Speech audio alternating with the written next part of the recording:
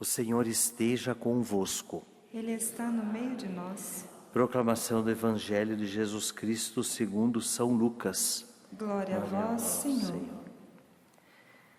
Naquele tempo, Jesus dirigiu-se a uma cidade chamada Naim. Com ele iam seus discípulos e uma grande multidão. Quando chegou à porta da cidade, eis que levavam um defunto, filho único, e sua mãe era viúva. Grande multidão da cidade a acompanhava.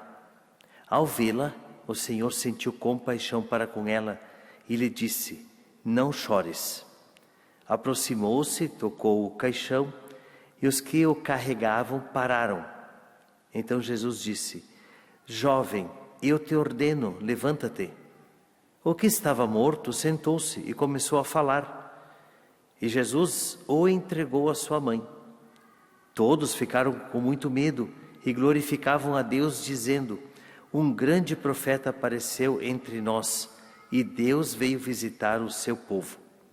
E a notícia do fato espalhou-se pela Judeia inteira e por toda a redondeza. Palavra da salvação.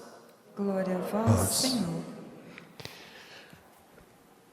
Hoje o Evangelho vai nos reacender no nosso coração a graça de dizer: olha, hoje eu vou parar.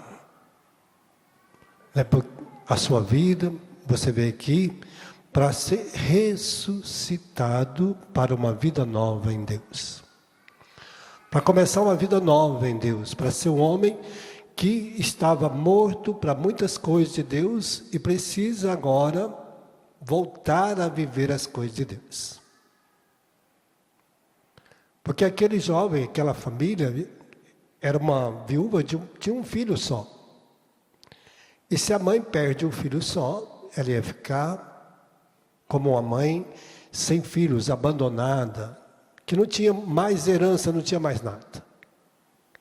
Então, muitas vezes, qual que é a herança minha para minha mãe? Qual é a herança que eu vou deixar para minha família? O que eu sou para minha família como herança de Deus, né? Esse filho agora vai ser uma herança de Deus para aquela casa. Não é mais apenas um filho de uma mãe, mas agora é herança de Deus. E nós temos que ser herança de Deus para a nossa família. Isso é sinal da presença de Deus, porque a nossa mãe, creio que ela nos cria para ser uma herança para a sua família. Isso é sinal da presença dela, do pai e da mãe, em todos os lugares. Porque também está na palavra de Deus que aquele que educa seus filhos, na lei de Cristo, da igreja, depois do Deuteronômio 6,4, vai seguindo, vai dizer disso: quem educa seus filhos não passará vergonha, porque morrendo deixa depois de si um homem que é sinal da presença dele no meio do mundo. Ele não vai se envergonhar do seu filho, porque ele deixa um semelhante a ele. Então, se o pai e a mãe educam os seus filhos em Deus, ele vai deixar alguém semelhante a eles para Deus, vai deixar uma herança de Deus no coração daquele filho. Se o pai não educa os seus filhos para Deus, vai deixar o que depois? Nada. Não vai deixar nada. Vai deixar apenas uma pessoa. E que não é herança para ninguém. Então, às vezes, hoje, nós estamos aqui para parar um pouco. Deus está dizendo: ó, vou parar o seu esquife, a sua morte, né? Porque tem muita gente morta para Deus, não faz nada para Deus. Não vive nada de Deus na sua casa, nem para com os seus filhos, nem com os seus filhos. Tem filhos que não vivem nada de Deus em si mesmo, porque não tem nada de Deus na sua vida. Então, é como que tivesse morto, mas está vivo. O que ele carrega? A primeira leitura vai dizer das virtudes, do serviço que nós fazemos e realizamos em Deus. Qual é o serviço? Aí São Paulo vai dizer: todos nós somos um só corpo em Cristo. Somos uma família só. Os evangélicos, os protestantes ainda não sabem disso. Eles acham que é uma família, é uma outra família deles, não é a de Deus. Eles fazem parte de uma outra família. Os judeus acham que faz parte de uma família, que é um povo de Deus. Os muçulmanos acham que é um povo de Deus, né? Então, cada um acha que é alguma coisa. Mas está dizendo aqui, ó, nós formamos um só corpo e todo em Cristo. De fato, todos nós somos judeus, gregos, escravos, livres. Fomos batizados num único Espírito, formamos um só corpo. Todos nós bebemos do mesmo Espírito. Então, não tem gente diferente. Esse dia o Papa escreveu que todos nós vamos, né, passar por essa graça, falando disso, né, de sermos um povo em Deus. Então, o Papa sai para todos os lugares, falando de Jesus, falando de Deus, para que todos conheçam o Deus único.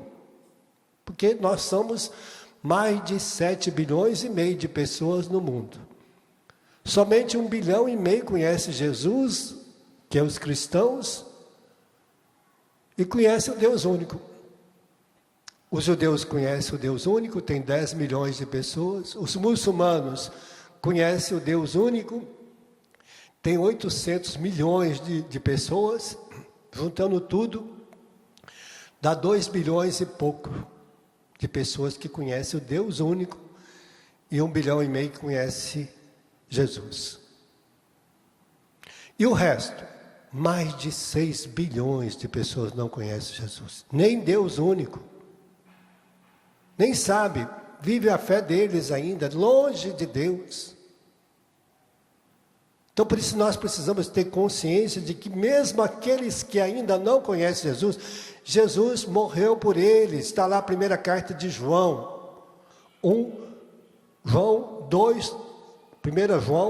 2:2 vai dizer: Cristo morreu não somente pelos nossos pecados, mas para o pecado do mundo inteiro, para a salvação do mundo inteiro. Para que eles também, a hora que tiver a oportunidade de conhecer Jesus, serão salvos. Mesmo se morrem sem conhecer, porque ninguém anunciou, ninguém evangelizou, por isso está aqui o serviço. Nós somos um só Espírito, com efeito o corpo não é feito de muitos membros. Todos nós somos um corpo em Cristo. Temos a diversidade de situação, mas somos um só corpo em Cristo. E na igreja de Deus, pôs em primeiro lugar os apóstolos. Depois que são serviço, apóstolo é serviço, é enviado por Deus para falar de Deus, testemunhar Deus, morrer por causa de Deus. É um serviço. Outros, em segundo lugar, profetas. O Padre Jonas era um profeta para nós aqui. Temos profetas no mundo que anunciam e testemunham Jesus para nós. Temos muitos padres que são profetas, né? Muitos lugares, até leigos que são profetas, né? Muitos. Terceiro lugar, tem os dons e missão de ensinar. Tem as catequistas, tem gente que ensina muito bem a palavra de Deus, ministra bem a palavra de Deus, nos dá a graça. Quantos pregadores que nós temos que são bons pessoas para ensinar a viver a palavra de Deus. Inúmeros que nós temos aí.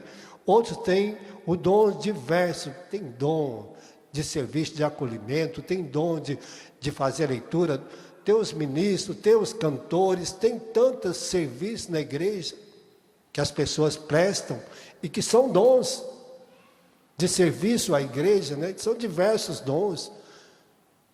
Pessoal que prepara o pessoal para o batismo, prepara para casamento. Tem as pastorais que nos ajudam em tantas coisas, pastoral da saúde, da família, pastoral da juventude, tem tantas pessoas líderes com diversos dons. Para aí a gente se encaixar nisso, diversos dons, está dizendo, dom de cura, tem pessoas que rezam, está nos grupos aí, rezam para as pessoas, mas, e acabam tendo o dom de cura, tem o dom de línguas, tem o dom da profecia, dom de interpretação, tem todos os dons de serviço. Quantos serviços tem na igreja? Quantas pessoas servem e servem a Deus? Tem pais que servem a Deus na sua casa, na sua família, servem lá no trabalho. E tem gente que tem os dons em terra, todos eles. Qual é o serviço que você tem prestado na sua comunidade? O que você faz lá? Não faz nada? Está morto? Então está na hora de ressuscitar. Porque a hora que você morrer, você vai ter que servir a Deus dia e noite. O que você vai dar de serviço a Deus? Está lá no Apocalipse 7, dá uma lida lá, viu gente? Nós não vamos ficar lá no céu preguiçosamente deitado esperando as coisas, não. Se você está achando que você vai ficar lá no céu deitadinho, dormindo, você está redondamente enganado. Então não vai para o céu não, porque lá não é teu lugar. Se você está achando que você não tem que prestar nenhum serviço para Deus agora, então você não serve para ir para o céu também não, porque você vai ter que prestar serviço lá. Não vai ficar lá dormindo não. Lá no céu não é lugar de preguiçoso. No céu não é lugar de preguiçoso, viu gente? Se você está achando que você vai ficar lá no céu preguiçosamente, não é lugar. Lugar de preguiçoso é no outro lugar. Você quer saber aonde não? Precisa falar? Precisa falar para você onde que é lugar de preguiçoso não? Ah, porque o lugar de preguiçoso é um pouquinho para baixo. É um lugar que ninguém quer ir, mas se você quiser ir, vai com todo o coração. Deus não vai impedir de você ir, não. Porque a porta do inferno fica fechada, você tem que abrir para entrar, viu gente? A porta do céu está aberta lá, o Jesus deixou ela aberta para a gente entrar. Então nós precisamos saber que nosso serviço, diante de Deus, casou, é para educar seu filho na lei de Cristo da igreja, porque você prometeu. Tem que prestar o seu serviço a Deus. Nós temos que prestar o nosso serviço a Deus. Nós somos ungidos, agraciados, por isso está aqui esses dons, nós temos esses dons de serviço, revestidos dos dons do Espírito Santo, dom de sabedoria, dom de conselho, de inteligência, de fortaleza, de ciência, da piedade, do temor de Deus. Nós temos todos esses dons, além de revestir dos dons do Espírito Santo, para a gente ser aqueles que servem a Deus. Lá no teu trabalho, lá onde você vai, tem gente que está morto lá no trabalho, não tem nenhuma atitude de cristão no trabalho dele. Está lá no trabalho, morto para Deus. Pode estar vivo para tantas coisas, mas lá no trabalho é morto para Deus. Ninguém te conhece como cristão no seu trabalho. Ou te conhece? Te reconhece como cristão lá com sua vizinha? Ou você está morta para ela também? Está morto para o seu vizinho? Alguém te conhece lá na rua como alguém de Deus? Ou você está morto lá na sua casa? Seus filhos te conhecem como um pai de Deus? Como uma mãe de Deus? Ou você também morreu para eles? Então, se a gente não tiver a consciência no coração, nós vamos morrer para nós mesmos. Então, hoje o Senhor parou o nosso esquife e acendeu em nós esta graça para que a gente ressuscite para a vida nova em Deus. Fecha teus olhos um instantezinho. Vamos pedir esta graça para Deus no dia de hoje, pedindo toda esta riqueza para o nosso coração. Assim como hoje Jesus parou aquele esquife daquela viúva de Naim e tocou nele, e tomou ele pela mão e devolveu ele a vida plena. Que o Senhor possa devolver a vida plena para cada um de nós também no dia de hoje, para que nós sejamos serviços de Deus aonde a gente vai.